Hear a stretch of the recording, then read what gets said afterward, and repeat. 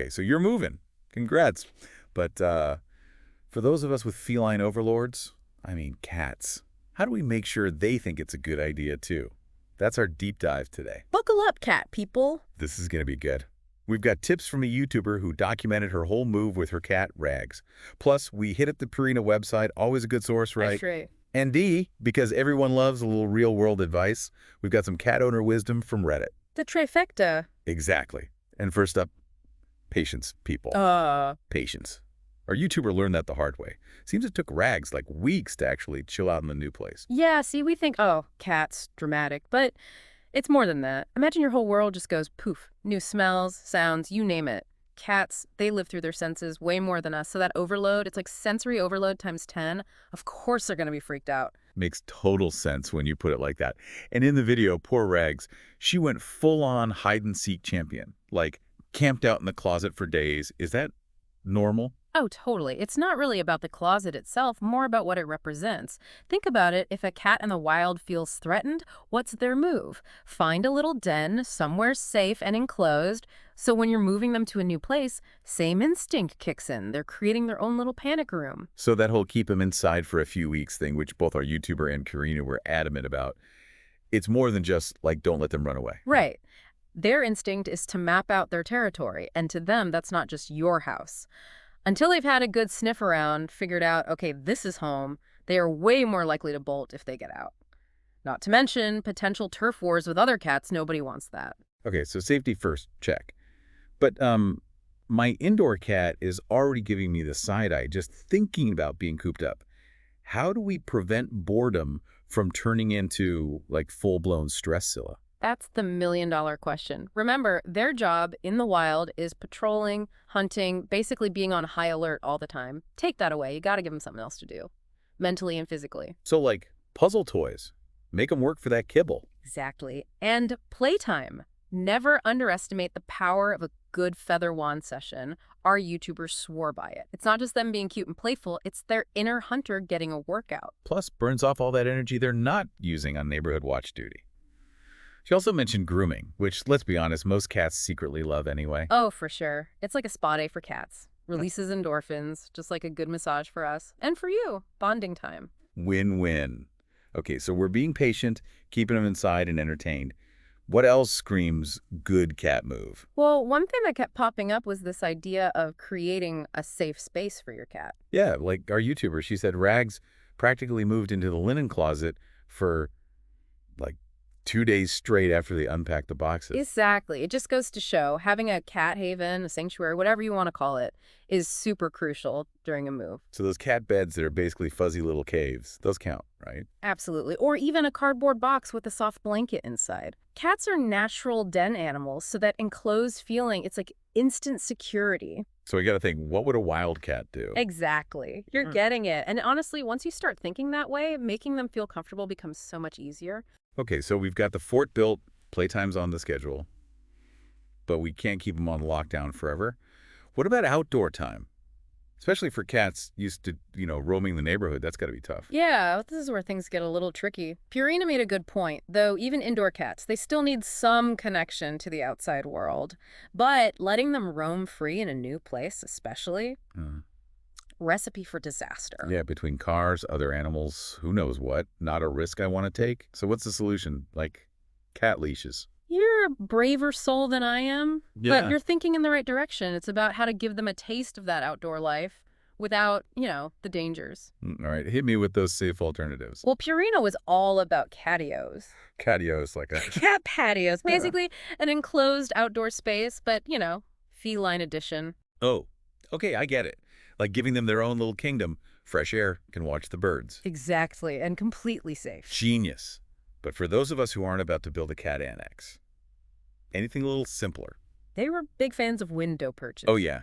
Classic. It's like cat TV, the world going by, and they're the judgmental viewers. Exactly. See, it all comes back to those instincts. Speaking of which, we got to talk about that other instinct, the one that tends to leave our furniture a little worse for wear.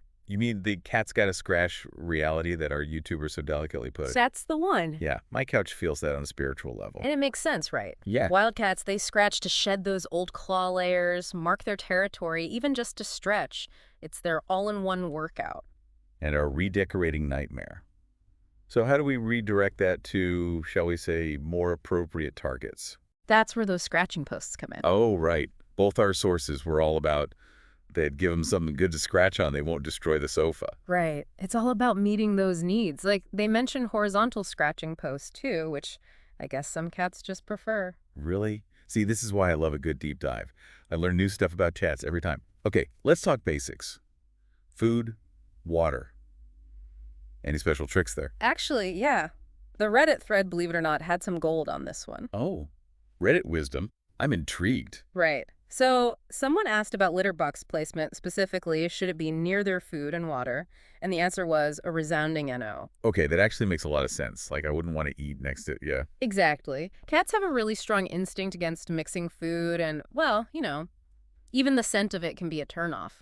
So separate areas for those. Got it. What about for those fancy feline diners out there? Any tips for, like, the gourmet cat food experience? Well, Purina had a good one. Wide, shallow dishes are the way to go. Apparently, those narrow, deep ones, they mess with their whiskers, which, like, cats use those for everything. Oh, that makes sense. Imagine trying to eat if your face was constantly brushing up against the sides of your plate. No thanks. Exactly. Nobody wants whisker fatigue at dinner. Right. It's the little things. Yeah. They also said to put the food in an open area since cats are hardwired to be, aware of their surroundings while eating. That predator instinct never really goes away, even if it's kibble instead of a gazelle. Okay, so far we've covered a lot of ground. Safe havens, keeping those free brains and bodies entertained, the great safe outdoors, even the art of the scratch and proper dining etiquette. But we've still got more to cover. It's not just about, like, the physical stuff, it's their mental game, too, Stress isn't just a human thing. Right, right. So, besides turning my living room into a cat obstacle course, how do we make sure our furry little buddies are feeling zen about this whole moving thing? Well, this is where it gets cool. Remember how we talked about cats living in a world of smell? That's huge EE when it comes to feeling at home. Right, like their sense of smell compared to ours. Yeah. It's like we're working with dial-up and they've got fiber optic. Exactly. So new place, new smells. It's not just new, it's overwhelming. And that equals stress for these guys. So what are we supposed to, like, rub catnip on everything? Bake tuna cookies? Just spitballing here. You're dedicated, I'll give you that. But honestly, it's way simpler. The Reddit thread, believe it or not, had a gem on this. Don't wash their bedding or favorite blankets right before you move. Wait, really? Strategic stinkiness. Exactly. Those familiar smells, even if they're not exactly winning any awards in our world, to them that's comfort, like bringing a little piece of their old home into the new one. It's like their version of a childhood teddy bear. I love it. Any other sensational tips from our experts? Purina had a bunch. They suggested bringing all your cat stuff into the new place first. Like set up a dedicated cat room. Let them get used to the new smells with their own comforting stuff around. So they can acclimate, not just be thrown into the deep end of new house smell. You got it. They also had this trick I thought was brilliant. Take a soft cloth, rub it on your cat's cheeks. That's where those scent glands are, by the way. Yeah. And then wipe down like furniture legs, door frames, anything at their level. Hold on. Are we, like, creating a custom scent profile of the new place? Yeah. That's next level. It is. You're transferring their pheromones, basically those chemical signals they use to, like, talk to each other, makes the place feel way more familiar. Wow. This whole thing is like learning a new language. Yeah. Cat is a second language. Right. And speaking of digging deeper, there's one more thing. I think it gets overlooked a lot when we talk about helping cats adjust. Ooh, lay it on me. I'm here for all the cat wisdom. It's about empowerment. Empowerment. All right. Are we talking, like, tiny vision boards for cats? Yeah. Little affirmations? Hey, you do you. But I'm talking about choices, giving them a sense of control in their new environment. Okay, now I'm really curious. What does cat empowerment even look like? Remember those safe spaces. It's not enough to just provide them. Your cat needs to be able to access them whenever they want. So no locking them in the safe space room and hoping for the best. Exactly. That's just confinement, not empowerment. We want them choosing where and when they feel safe, letting them call the shots. So under the guest bed for a day, their choice, no judgment. Exactly. They get to regulate their own stress in a way that makes sense to them. And you know what? This whole choice thing applies to other stuff, too. Like what? I'm all about giving those furry overlords the royal treatment. Think food, litter boxes. Even those choices make a difference. Okay, so like A buffet of different kibble flavors. The gourmet cat food experience. Now you're making me angry. But yeah, it doesn't have to be fancy. Even just like two options. Lets them decide what they're feeling. So chicken pate, not doing it today. There's always that tuna surprise in the wings. Right. Same with litter boxes. Some cats, they're picky. So, options there. Takes the pressure off adjusting to a whole new litter situation on top of everything else. You know, this makes me realize we project so much onto our cats. Instead of thinking, what would they actually want? It's easy to do. But once you start seeing things from their perspective, everything gets easier. Okay, so playing into their sense of smell, giving them space, offering choices, basically treating them like the discerning roommates they are. I'm feeling empowered just listening to all this. Anything else we should keep in mind as we move towards this big move? You know, it's funny. With all this advice, the scent marking, the scratching posts, the works, it's easy to get caught up in the doing, you know? But there's one really basic truth about cats that I think gets forgotten sometimes. All right, folks, welcome back to our deep dive on moving with cats. We've covered a ton of ground, all thanks to our awesome sources. Yeah, we've been through the trenches, from practical tips to, like, really getting inside your cat's head. It's all about making this move smoother for everyone. 100%. Because let's be real, a happy kitty cat equals a happy move for the whole family.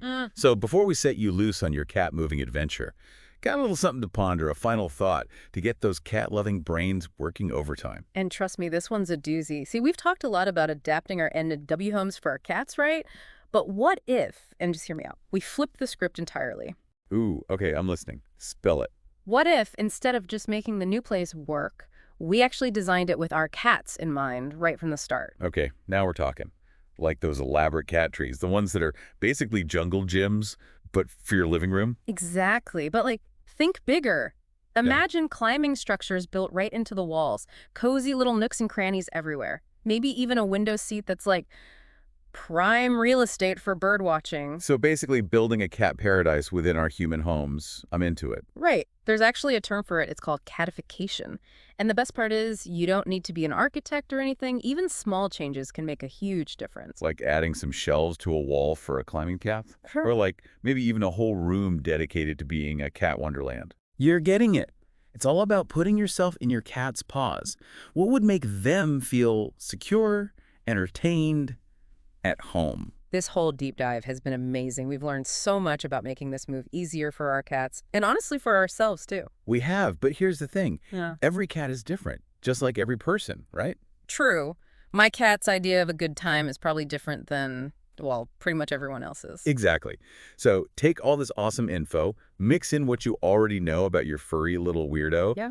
and you'll figure out the perfect recipe for a smooth move. Love it. It's like the perfect blend of science and cat intuition. Exactly. Well, on that note, we'll wrap up this cat-tastic deep dive. Hope you learned a ton and that you're feeling way more confident about tackling that move with your furry friend. Until next time.